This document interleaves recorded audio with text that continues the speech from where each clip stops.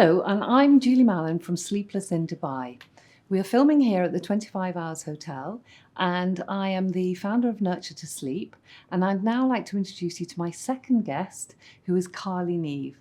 Hello, Julie. Hi. So Carly and I, we've had a long-standing relationship, and of course it's all around sleep. Yeah, I think I met you when Alfie was 18 months. I was just about to have my second child, and we were in this hell on earth stage of sleep and lack of sleep, and I just kind of reached out to you saying, please save us, because Now, it was all going downhill. Now that we were, but before we go into that bit, just tell me a little bit about your career, because, you know, again, although I know you very well, in preparation for this interview, I was kind of delving a little bit deeper, and there was a number of things that, you know, made me think even greater about you. I really admire you, and I think you can and are an inspiration. So tell me a little bit more about your career.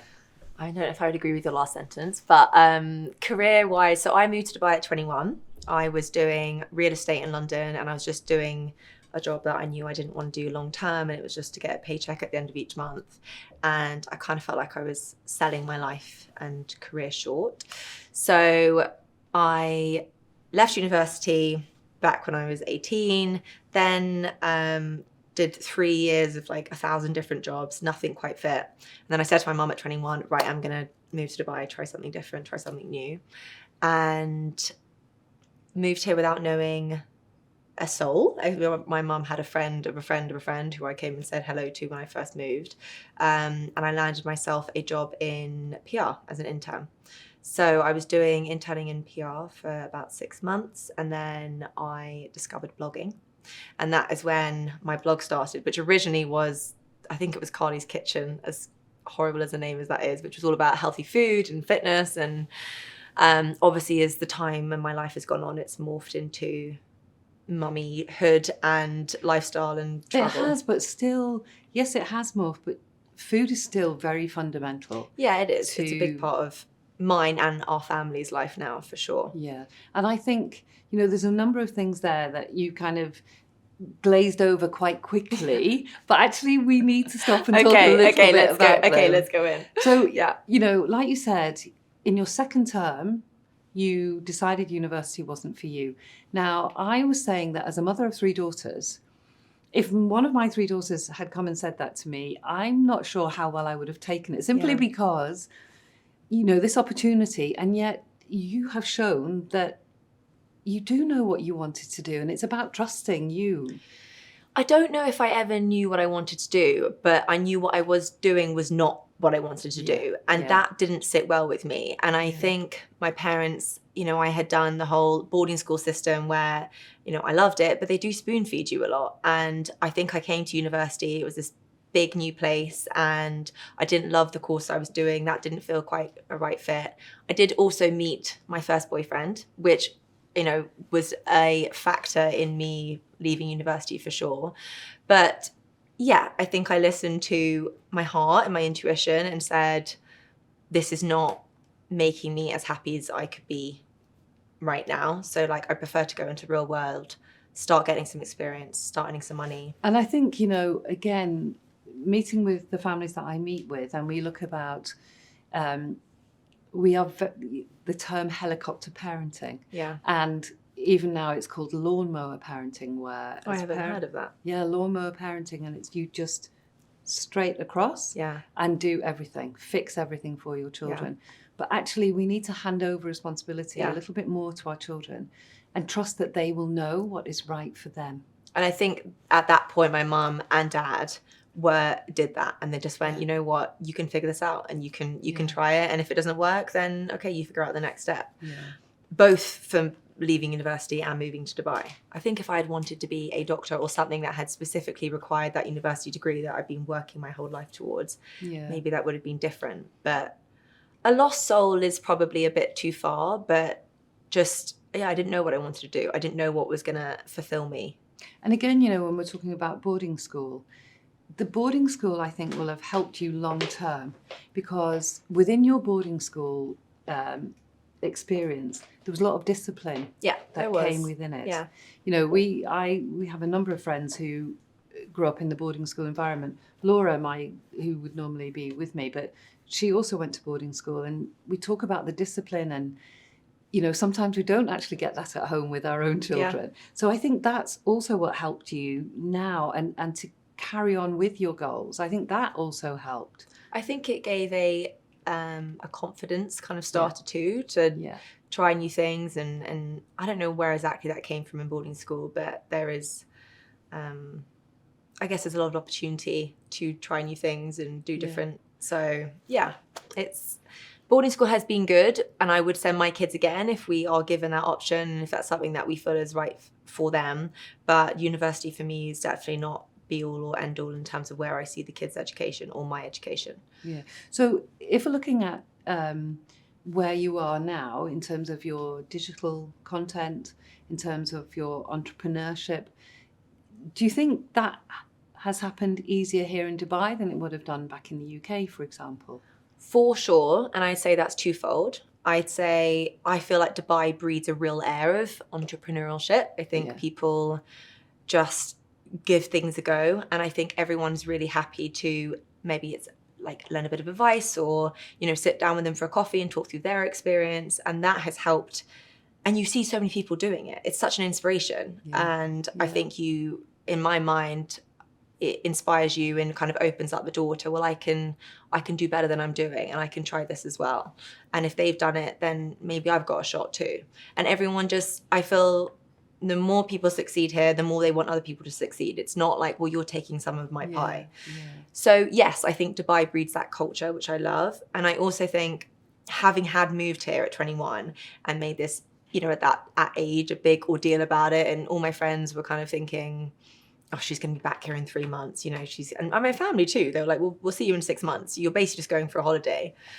I think I felt like I had something that I wanted to prove. I was like, no, I decided to do this, and I want to make this a success, whatever that looks like in terms of career, job, finances, happiness, life. And I do think your different experiences, like you were, part of the whole reality TV. Yeah, I think my elbow appeared in that. My husband Jack has, as you know, my husband, he has a running joke about that was my elbow, and that was the feature that I got.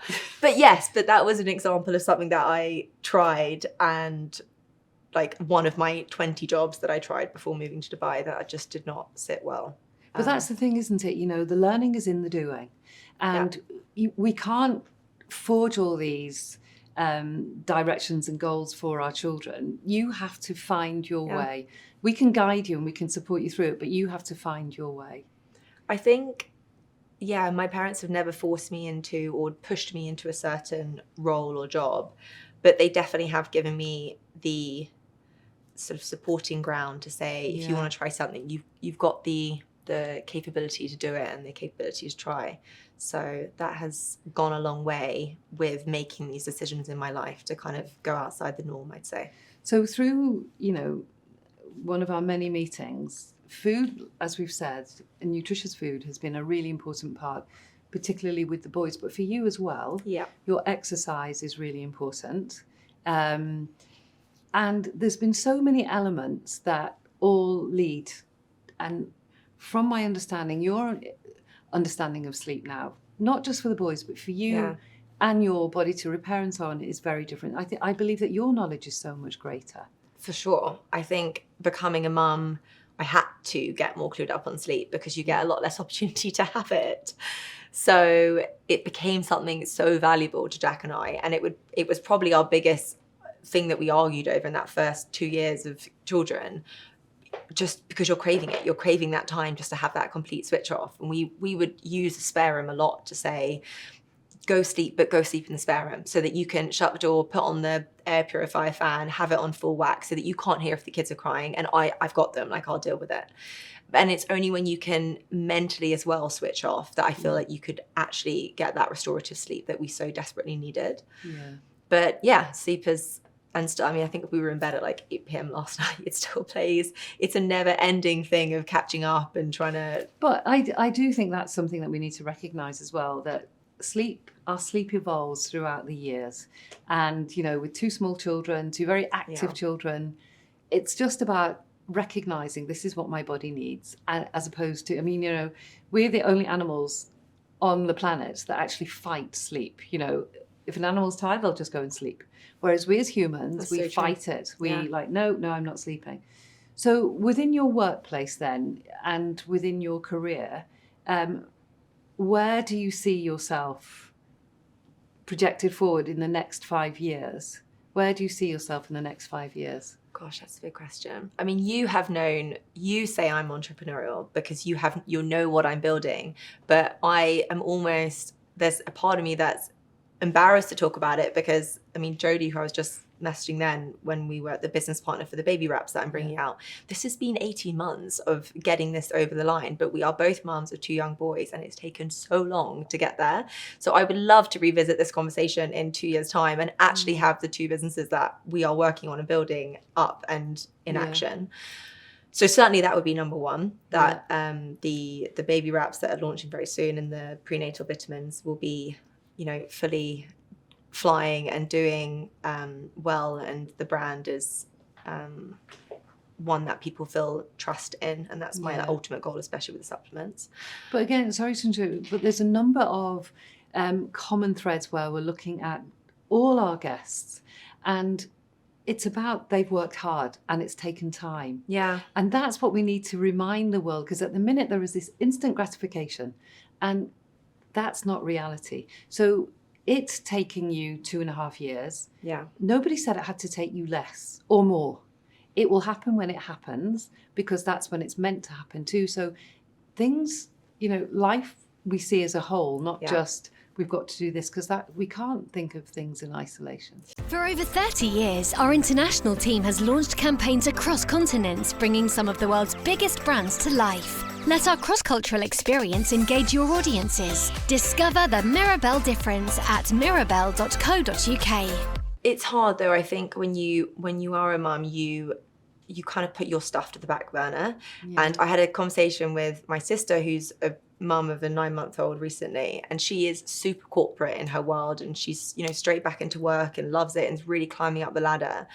And she kind of sat me down and said to me, you have to stop feeling this guilt about leaving the children to do this work, because you have to treat it like a full-time job. If you actually want to build them and make them something that you're really proud of, it requires time and effort. But I have had a huge guilt complex about leaving the children to work on something that you can't actually show anyone yet. So it's different when you're working a full-time job, because you're almost like, I'm clocking in at this hour, I'm clocking in at that. But when you're building something, there's nothing to show for it until it's built. Yeah. So and I do think that's part of being a female and part of being a mother, much more so than it would be a father and a male. And that is the really hard part. You know, I was interviewing a mummy Nyla, who this incredible mountaineer. And, one of the questions that it was suggested I ask would be, how did you feel when you left the children? Now, I know I wouldn't have the same feeling if I was asking him, and that's me being a female. I was thinking, this is not right. Women are under so much pressure. We are, and I think, without kind of delving too much into personal life, that is for sure the running, let's just say, heated conversation Jack and I would have about how we see each other's work. And whilst he's incredibly understanding, would always try and I know he values what I do and really appreciates the time and effort. It's a lot harder to kind of put the time on something that hasn't yet gone, as opposed to his day job. So I think it's a never ending conversation and revisit of, this is important, I need to prioritize this and prioritize that, because you're right, it is different for a man. For the most part, it's very different. But so again, now looking at our children and how they are sleeping. So gosh, how are the 2 boys sleeping? So Arlo is 2 next week, in 2 weeks' time, and Alfie's 3.5. And again, those ages are so significant now. They're always significant, but somewhere between 2 and 2.5, there is a spike in separation anxiety. Great, so we've got that to come for Arlo, because he's actually good, because I think we had you from the start. Arlo's a lot better than Alfie, and my lovely eldest son is sleeping in his own bed, which, as you know, was a huge thing to get him out of our bed and staying in his room. But we're still visiting his room 4 times a night. He wants to be tucked back in with the cover, or just wants to say hi. And until you change that, it's not going to change. Yeah. It's not a need, it's a want. And our children will always know what they want, but not what they need. And what they need is consolidated sleep. I know. But, I know you were going to say this as well. I didn't even say it. We can have this conversation another, because I need like coaching again for it. But one of the reasons as well at the minute is because, somewhere around the age of 3 and a half, that's when the main framework of the brain is being completed. Okay. So there is a huge surge in his imagination. So everything, he'll see monsters, he'll know about monsters now. And actually, he said last night, something came into my bed. Can you get it out? Oh, and it's that kind of thing where I don't want to ignore it. Yeah. And it's also a really quick fix. Yeah. So it's a 2-minute fix, and we're back to sleep. And I'm thinking, well, I'll take that over battling him coming in and out of the room and in our bed and kicking around. So it's kind of what's the lesser evil here. Yeah. But I know it's not ideal for him, and it's certainly not ideal for us being woken up 4 times a night at least. No, not at all, because he's not getting that human growth hormone. Yeah. He's not getting all the benefits of his sleep. That's not happening. But equally, starting school. Yeah, that's been a big change. Massive change, and we really underestimate the transition that our children go through when they are exposed to all these different changes. And we think it has this amount of impact on them, but actually think that times 10. And that's the impact it has on them, because the transition from everything being so much bigger than when he was at nursery, for example. Yeah, it feels so it's a much massive bigger. Change for him. And so there'll be so much of him acting out as opposed to acting up. Yeah. So maybe in the middle of the night, that's him acting out, because of course, at night, everything seems so much bigger. Yeah. So when he's lying there in the dark and it's quiet, then all the things that happen during the day, they suddenly have so much more meaning times 10. Yeah. So, but it's just about recognizing that we need to be their container. So when all these thoughts and feelings of him are running like a pan boiling over, we need to be the one to switch the gas down, so that helps to contain it for him. That's a nice metaphor. Yeah. So for you, how would you prepare yourself? What's your perfect routine for sleep? I'm speaking as a mum with 2 kids, right? So I'm sleeping in preparation of being woken up, because I feel like that would be different as if I was on a holiday alone with Jack and we were just having a nice evening. I mean, alcohol affects me so much. Everyone. We had the Whoop a while back. I've stopped wearing mine, but because I learned, it taught me what I needed to be taught, and therefore I don't feel the need to wear it again and again. But alcohol's a big one. So we used to open up a bottle of wine or have a glass of red wine in the evening after a stressful night with the kids or a long day at work or whatever the case may be. Now we don't have that. Like, a drink would be saved for the weekend if we have one. I always take a really hot shower. That just I think there's something to do with temperature, right? You come out the shower and then it helps your body cool down. Yes. And that symbolizes sleep for you. For me, it's a trigger. It supports the release of melatonin. Okay. Because your body needs to drop 0.5 of a degree in order to signal everything, say it's nighttime. Okay. So yes, temperature is really important. So that's one. Hot shower. I mean, loads of water. I've actually started drinking this kind of heat, a glass with some Celtic salt inside as well, just to really rehydrate, because I get super thirsty during the night. And because that is what happens at night. Our body loses a lot of fluid. So it's actually very dehydrating during the night for us. So you're right too, but it's better to have the fluid earlier on in the day. Yeah. Yeah, I'm not great at that. And recently we have, no phones in bed, which is an obvious one, and always phones on airplane mode. I haven't quite got to the degree of putting it outside the room, because if I need to check their monitor at night, I need it next to me. But you don't need to check it. Well, just being if Arlo's upset and I need to see why is he standing, or is he, I know, I'm getting there. So no phones on airplane at night, and recently we've been using the Calm app and doing a sleep meditation each night. So we'll get into bed for, I mean, sometimes it's been 7:30. We'll put the kids there and then we'll go down. I've started eating a lot earlier with the children now as well. Yeah. So kind of 5:30, which has been better for everything for me, like health, fitness, feeling in the morning, lack of hunger spike is the first thing that I wake up. And I think I sleep as well. And yeah, the meditation apps have been really good for us. Jack loves it. It sends him right to sleep. I haven't normally had an issue falling to sleep, but he does. And for him, that works a treat. Yeah, so. No, meditation, really important. You know, Matt Walker, who is, love him. Yeah, he's one of the leading neuroscientists when it comes to sleep.